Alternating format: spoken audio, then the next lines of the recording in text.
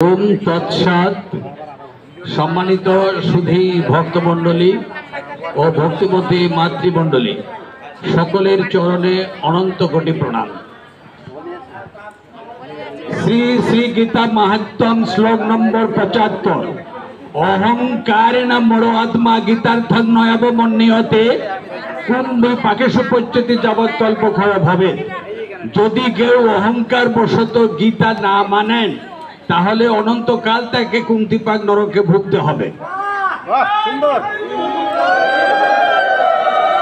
শ্রী শ্রী গীতা মাহাত্ম্যম শ্লোক নম্বর ৭৬।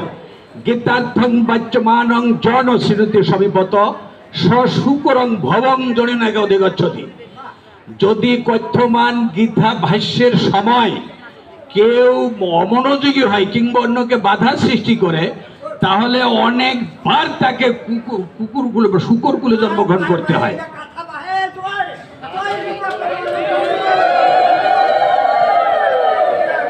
শ্রী শ্রী গীতা মাহাত্ম্যম শ্লোক নম্বর ১৮। গীতার্থং পঠনং নাস্তি নধম তৎপরজন গীতা গীতং যৎ জ্ঞানং তদ্বিদ্যা অসুর সম্মতম। গীতা জ্ঞান ব্যতিরেকে যে জ্ঞান সেটা হচ্ছে অসুর জ্ঞান।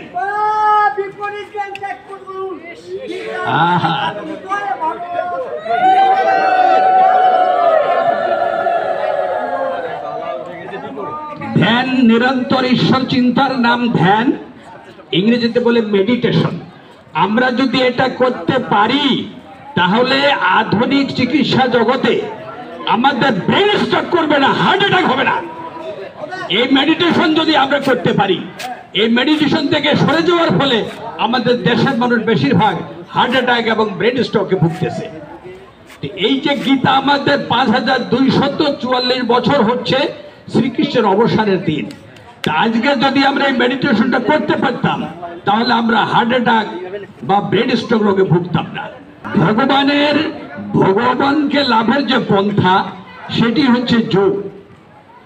এই ধ্যান এবং যোগ যদি আমরা একত্র করতে পারি তবে এখানে আমাদের সবচেয়ে বড় অসুবিধা হচ্ছে যে আমরা কোনো যখন বিপদ বা কষ্টে পড়ি তখন দোষটা অন্যের ঘাড়ে চাপিয়ে দেই।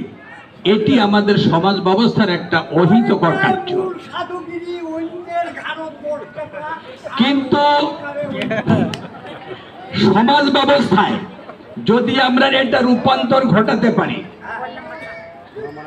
কুরুক্ষেত্রের যুদ্ধের রথটা এসে কুরুক্ষেত্রে পৌঁছেছে, কিন্তু এই কুরুক্ষেত্রটা অন্য কিছুই নহে।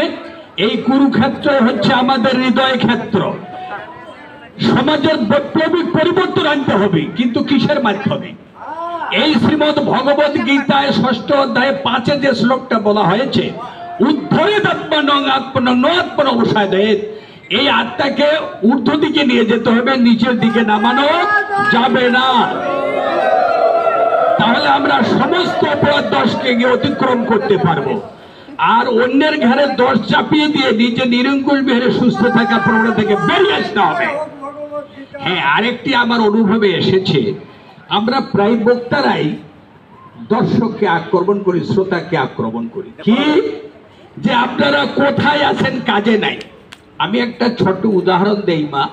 গত মাঘ মাসে আমি বিছানার তলে শুয়ে পড়েছি, আজ যাব না, এত ঠান্ডা, একেবারে ল্যাপটপ নিলাম কাইঠিয়া। চিন্তা করতেছি যে যদি আজ না দেয়, কাল যদি ঠ্যাং পাও পড়ি যায় তখন তো যাবার ছেলে যাবার পারিব না। আজ তো শুধু ঠান্ডা লাগেছে, কিন্তু এমন একদিন আসবে যেদিন আমি শরীরে উঠে পারিব না। তখন আমি আস্তে আস্তে উঠে স্নানটা করে রেডিমেড স্নান করে আসলাম। দেখি আমার সে যে বুড়া হাঁটির পারে না তারা এসে হাজির। আমি বললাম, আমি বক্তা, ভক্তরা ভক্ত হলো তোমরা। আজকে এত ঠান্ডা যারা আগে এসছে, আমরা এই বক্তারা শুষ্ক পণ্ডিত, কিন্তু এমন শ্রোতা এখানে বসে আছে যারা ভগবানের কথা শুনে না, তারা ভগবানের কাছে চলে গেছে। আমি পণ্ডিতটার পড়াই হয়তো বলছি, আমি এই ডিপ্রেশনে ভুগতে চাই না মা। আর যদি এরকমই শক্তিশালী ভক্ত না হতেন আজকের দিনে এত ভক্ত এখানে উপস্থিত হতেন না। পূর্বের ইতিহাস যেটি আমার অনুভব সিদ্ধ, 10 জন মাত্র লোক ছিলাম। ধীরেন্দা অন্যান্য সকলে মিলে যে প্রচেষ্টায় আপনারা আজকে এতগুলি ভক্ত হয়েছেন, এটি আমাদের কপাল, আমাদের ভাগ্য, আপনারা সবাই ভাগ্যবতী। এটি আরো 50 বছর আগে হয়ে উচিত ছিল কান্তজি মন্দিরে, তাহলে আমরা আরো এগিয়ে যেতে পারতাম। আর এখানে দেখেন সামনাসামনি আছে, প্রশংসা করা যায় না, এরকম যোগ্য এজেন্ট আছে বলে আজকে দেখেন কান্তজির মন্দিরের অবস্থা দেখেন, পরিবেশটা দেখেন। সম্মানিত সুধী ভক্তমণ্ডলী, আমরা এখানে গীতা যজ্ঞ করছি, শুধু এটি নয়, আজকে আমরা সারা দিতে পেরেছি যে শুধু কান্তজির মেলাটাই নয়, আমরা এখানে প্রতিনিয়ত জ্ঞান চর্চা, গীতা চর্চা, এবং এই চর্চাটার ফলে গীতা মালতী স্বীকার করেছে যে অনেক বক্তা তৈরি হয়ে গেছে। আজকে এটার জন্য বিপুলানন্দ বসাক আমার চেয়ে 15 বছর বড়, ওনার ছাত্র আমি, যদিও আমিও বুড়ো হয়েছি। তো উনি বলছেন যে আমি এইখান থেকে যাওয়ার পর আর পড়াশোনা শুরু করি। ভবেশ কাব্যতীর্থ বলছে যে বেশ এইখানে না আসলে আমি মারা যেতাম। সম্মানিত ভক্তমণ্ডলী, এখানে নীলফামারীর একজন কাউন্সিলর এসেছিল, মেয়ে মানুষ, এখানে দাঁড়িয়ে আছে, মেলা তখন চলছিল, বলছে কাকা আমি তো আসছি, তুমি যে বাই মেম্বারি করি কি পাজি করছে, মাঝে মাঝে বাড়ি থেকে শাড়ি পালে লাগে, এইটা আসলে খুব শান্তি লাগে, তো শেষ করে গেছে অনুষ্ঠানটা। তো সম্মানিত শুধু ভক্তমণ্ডলী, আমরা এখানে, আমি ভবেশকে বলছিলাম, আমাকে মেশা বলে আমাদের ধুলাবাগ কিসের গীতা শরীর লাগে, খালি ধুলাবা খেলে আমরা চলে যাব, এই আত্মবিশ্বাস দিয়ে আমরা এখানে আসি। আমাদের হৃদয় শূন্য হয়ে যায় নাই। হ্যাঁ, এখন আপনাদের একটা আমি প্রশ্ন করি, সকল দেবতার বাহন আছে, শ্রীকৃষ্ণের বাহন কি?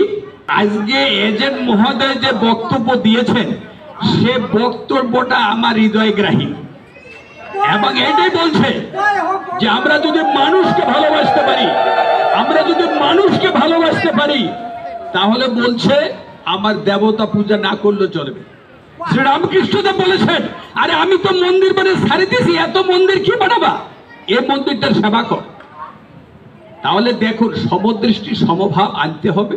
আর আপনারা অনেক এনেছেন, আমি হতাশায় ভুগতে চাই না, আর ওই জ্ঞান আছে বলে আপনারা সবাই এখানে এসেছেন।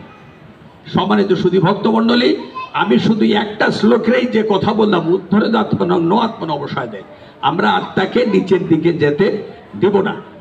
আধুনিক যে সমাজ ব্যবস্থা, একটা তরুণ তরুণীকে 5 মিনিট সময় লাগে না বাইরের যে খরস্রোতা নদী বইতেছে, শুধু তরুণ তরুণী নয়, তরুণ তরুণীর বাম্মাও ঠিক থাকতে পারতেছে না। বলি, আমি বই পড়ছি, আমার ওখানে টিভি দেখছে মহিলা সব গুরুমা, তো বলতেছে, গল্পটা করতেছে যে বিয়ানি পালান দিছে, মারাত্মক কথা। পরের দিন শুনলাম ঘটনাটি।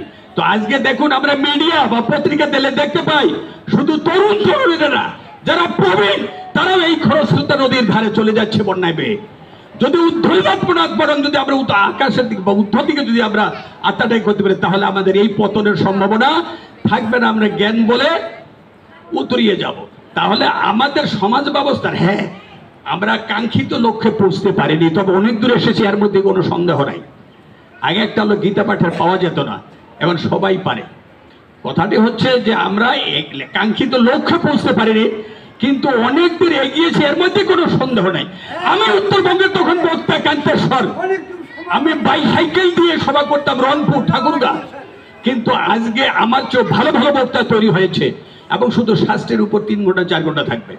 সম্মানিত সুধী ভক্তমণ্ডলী, আমরা হতাশায় ভুগতে চাই না, আশার আলো বুকে বেঁধে সামনে অগ্রসর হতে চাই, এবং সামনে আমরা অগ্রসর হতে পারবো, এর মধ্যে কোনো সন্দেহ নাই।